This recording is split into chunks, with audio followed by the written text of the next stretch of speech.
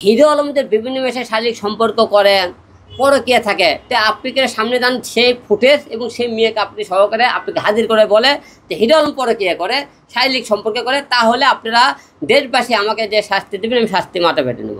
কিন্তু এটা সম্পূর্ণ মিথ্যে অভিযোগ করতেছে এবং আপনারা যারা বলতেছেন এই রিয়ামণি অনেক মনে করে শারীরিক সম্পর্ক করছে এবং অভিশ্বাস শারীরিক সম্পর্ক বিশ্বাস না হলে আপনারা তাকে বলবেন সে করে বলে শারীরিক সম্পর্ক করে নি, তাহলে তার ডিএনএ টেস্টটা আপনারা করে নেবেন।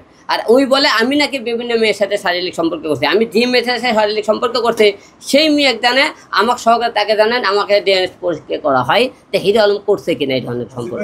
সে আমাকে ডিভোর্স দিয়ে সে আমাকে ম্যাক্সের বিয়ে করবে, আমাকে আজকে অলরেডি ঘোষণাও দিয়েছে।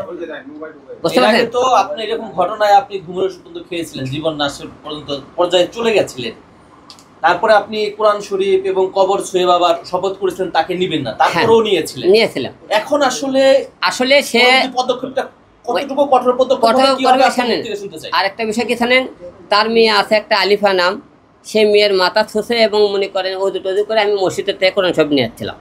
সে কোরআন শরীফ বলছে আমি তোমার সাথে সংসার হোক আর না হোক কোন ক্যাসাল গন্ডগোল জীবনে অবির মুখটা তেমন যোগাযোগ করবো না। সে কিন্তু কোরআন শরীফের কথা বলেছিল, আপনি দেখবেন আপনারা। সে বলার পরও সে কিন্তু এই কাজটা আবার করলো, যে সেই মেয়ে কোরআন থেকে দুইবার এর আগে করেছিল।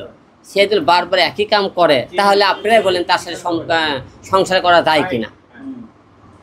ভাই সেটা হচ্ছে যে আমরা দেখেছি এর আগে আপনাদের মধ্যে যে অমিল ছিল মিল হয়ে গেছে, তো এই যে আপনাদের সম্পর্কটা বরাবরই চর্চায় টানাপোড়েন থাকে, আবারও কি দেখা যাচ্ছে 1-2 মাস পরে আমরা কি আবারও এরকম দেখবো কিনা যে আবারও মিলে গেলেন হিরো আলম রিয়ামণি? আসলে দেখেন এরকম নিউজ করতে হবে কিনা? আমি তো মিলে গেছিলাম কি কারণে, সংসার একটা ভাঙতে চাইনি আমি, এই জন্য মিলছিলাম। যে সংসার যে ঘুরে ফিরে ক্যাসাল হলে সে ওই ছেলের কাছেই যাচ্ছে, ঘুরেই সেই ছেলের কাছে যাচ্ছে, যেহেতু মনে করেন সে সেই ছেলেকে ভুলতে পারতেছে না, তো সুযোগ পালি তার কাছে। আমার কাছে ক্যাসাল গন্ডগোল হলে আর কোনো ছেলে নেই, তার কাছে কেন ঘুরে ফিরে যাইতেছে? তার মানে অবশ্যই তাকে সে ভালো লাগে, সেই ছেলেকেও তাকে ভালো লাগে। সে আমি চাই না সেই লাইলি মজনুর প্রেম কাহিনী তাদের ওর থেকে ছুটে নিয়ে আসি, যেহেতু লাইলি আর মজনু একাকার হয়ে গেছে, বারবার চেষ্টা করে ফেরান যাইতেছে না। আমি তার বাবাকে ফোন দিয়েছিলাম, তার মাকে ফোন দিয়েছিলাম, তার বোনকে ফোন দিয়েছিলাম, তারা সবাই বলতে সে কাজটা ঠিক করেনি।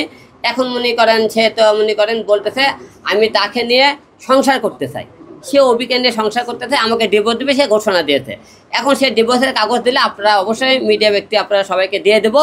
সে ডিভোর্স দেওয়ার পরে আজকে ডিভোর্স দেওয়ার কথা সে দিয়েছে কিনা আমি জানি না, কাগজ পেলে আপনাদেরকে জানাবো সে আমাকে ডিভোর্স দিয়েছে কিনা, দিয়ে আজকে সে মুখে কোনো পদক্ষেপ নেবেন কিনা। না আমি আর পদক্ষেপ নিতে চাই না, কারণ সে ডিভোর্স দিল না, আপনি কি তাকে নিয়ে আবার সংসার করবেন কিনা? না প্রশ্নই ওঠে না।